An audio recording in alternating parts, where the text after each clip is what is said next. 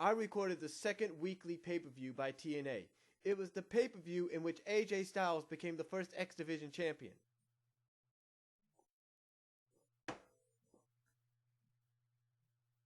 And if you could do something like that, have a great match like that, have a weekly 2-hour pay-per-view that's good, why can't you, that's 100% good, that people talk about for a whole week, why can't you do that with your annual monthly pay-per-views? Why can't you do that? Somebody called into the PWR show tonight, and they said that this whole situation with Hardy and Sting reminded them of New Blood Rising. And if we all know what that was, right? Goldberg, Nash, and Steiner. Okay, that's what it reminded them of. Me, it reminded me of probably not just that, but it reminded me, ladies and gentlemen, of the whole Hogan, Jarrett, Russo situation at Bash at the Beach. That's what it fucking reminded me of. That's right. That's what it fucking reminded me of. I mean, like I said, if your wrestlers or your knockouts are in no condition, physically or mentally, to compete, then don't sugarcoat it. Don't send them out there. No. What you do is you do what Paul Heyman did. Paul Heyman set the standard, whether you like the guy or not, that if you're going to have to fix something, you go out in front of the crowd or you come on camera before the pay-per-view officially starts and say, look, this is what's going on. You tell them the truth. You don't hide it. You don't try to see if the guy can compete. You don't try switching the match around to make it more flexible for him. No. You tell people the fucking truth. You go out to that middle of that ring. You tell them the fucking truth. You go on camera. You tell them the fucking truth. And then you say, instead, this is what we're going to give you in return. I guarantee you, those people in the Impact Zone, when they chanted bullshit, and one fan probably chanted something to Sting where Sting said, I agree, I agree. When they chanted bullshit, along with probably, I don't know how many pay-per-view buyers, Victory Road pay-per-view buyers at home chanting the same shit, chanting the same thing, along with those viewing it online at TNAOnDemand.com or streaming it online through various sources, I'm pretty sure everybody watching it on television, on the computer, were all joined in with those people at the Impact Zone when they chanted bullshit.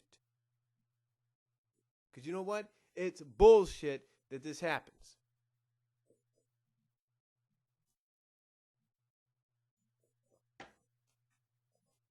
And you know why it's bullshit, folks? Because it shouldn't happen. It shouldn't fucking happen. I mean, like I said, if I was in charge of TNA, I would take it if I'm TNA, if I was in charge of them, I'd look back, do my research, and realize, oh, the best way to work this out is to go out and tell the damn truth. Now, like I said earlier, unless TNA did this as a worked shoot to get people talking about them because WrestleMania is around the corner and they need something that's going to make them shine, and while WrestleMania is being built up, then congratulations, TNA's done it. But obviously that's not the case. And if this is, and you know what's even more funny when you think about it? What if this is TNA's way of getting back at the fans? Remember when TNA did that whole 3-3-11 deal for Sting? People said that they were ripping off WWE. Okay, true, they were. But but if you think about it, TNA was saying, hey, at least we got it right. We got what the fans wanted. We gave them what they wanted. We didn't tease them with the same promo, with a similar promo for another guy just to bring back the guy that's been with our company for 20 plus years. But the thing is, folks, even if TNA wanted to get back at the fans for that, this is still no damn excuse. I mean, if I'm Dixie Carter, like I said, I come out of character, out of story. I explain to the folks, hey, this is what's going on. This is what's happened. Here, we're going to give you this in return. Or at least if I'm Dixie Carter, here's what I do. I go on Twitter, on my Twitter account. I go on my Facebook account. I appear live in front of the Impact Zone tomorrow night doing tapings, whether it's on television or not. And I explain to the fans, okay, here's the truth. Yeah, we fucked you over, and it's all because you guys want to say this about us. At least I'd have the balls to go out there and tell the truth. Don't just, fuck people over because, your wrestlers in no condition. I mean, if you want to send in, if that's the case. Oh, sorry. If that's the case, folks, then I don't know why TNA even had that match tonight. You know what would have been more acceptable as a main event, even if it was double countout? Anderson and RVD. That's a more acceptable main event. Hell, even the TNA Knockout Tag Team match would have been a more acceptable main event. Not this bullshit. And again, if you're going to have problems with the guy that you're putting the weight of the shoulders of your company, the weight of your company on their shoulders, if you're going to have problems with him, don't use him. Don't send him out there with probably less than a 5% mental capacity due to the fact that he's fucked himself over. Don't send him out there. I mean, if you're sending him out there knowing how bad he is physically and mentally, and you're probably doing this to get back at the fans because they tweeted on you, they told you to fuck off or anything before doing the 3311 deal, then you know what? That's pathetic. That's pathetic. But again, if I'm TNA, I need to wake up and realize I've messed up and I need to make up for this. TNA's got lockdown coming up next month in Cincinnati. And believe me, I've seen Cincinnati fans on television, whether it's football, baseball, whether it's basketball, whether it's WWE, WCW, ECW, they got passionate fans there. And believe me, you don't put a good show on there for them, those Ohio fans will eat you up. So you better fucking do something.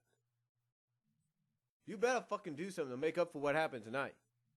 Because like I said, the 95% positiveness of that show got shitted on and overshadowed and overtaken by the 5 to 10% of bullshit the fans had to deal with.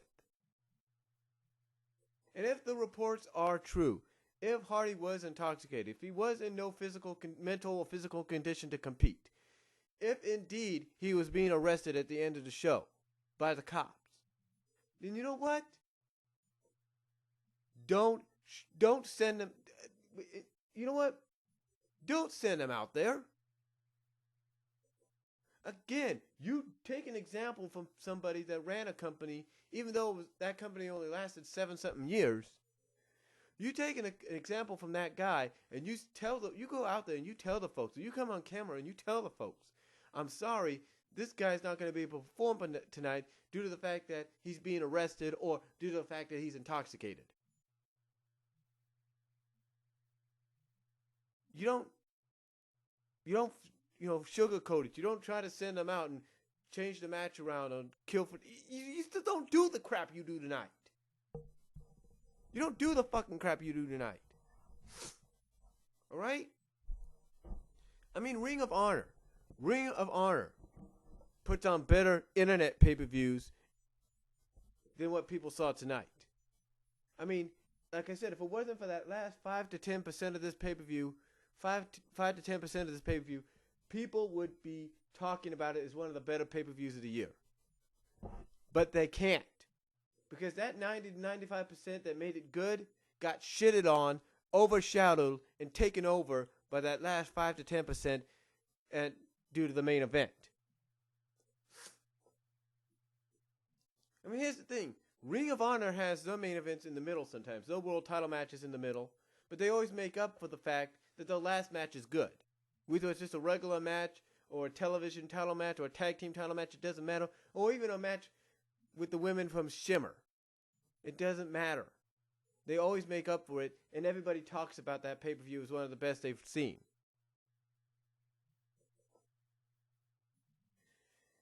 But my God, folks. My God. I just cannot fucking believe TNA. You do not close a pay-per-view like that. And you don't go to the announcers and have them go like, and have them just recap what's happened.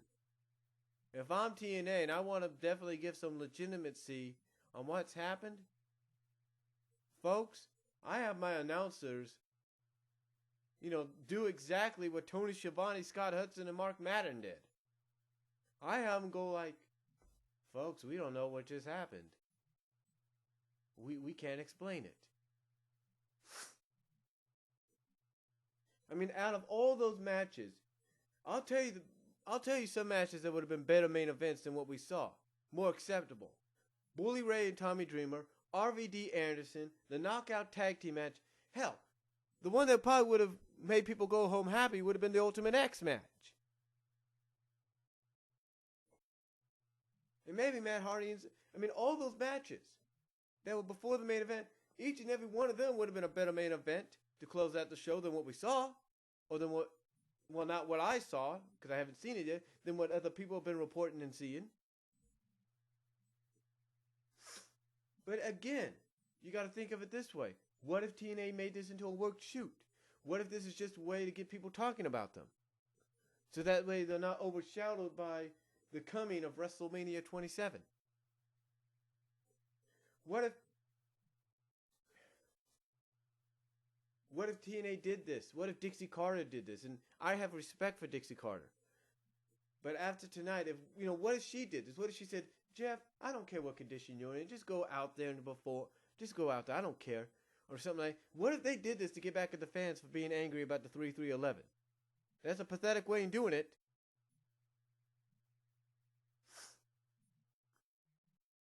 But again, I just don't understand it. And again, you think TNA would learn the fucking lesson, folks? You think they would learn the fucking lesson? I mean, I could probably understand that they don't know what the fuck to do right now. I can understand it. I can understand the fact that, they don't know what's going to happen with Jeff Hardy in a week. I mean, what are they going to do? Are they going to get to Jeff Hardy's lawyers and thus get to the judge and the jury and say, hey, can we hold it off for another month or so? I mean, come on, folks. How stupid can people be? We all know that it's TNA's higher-ups.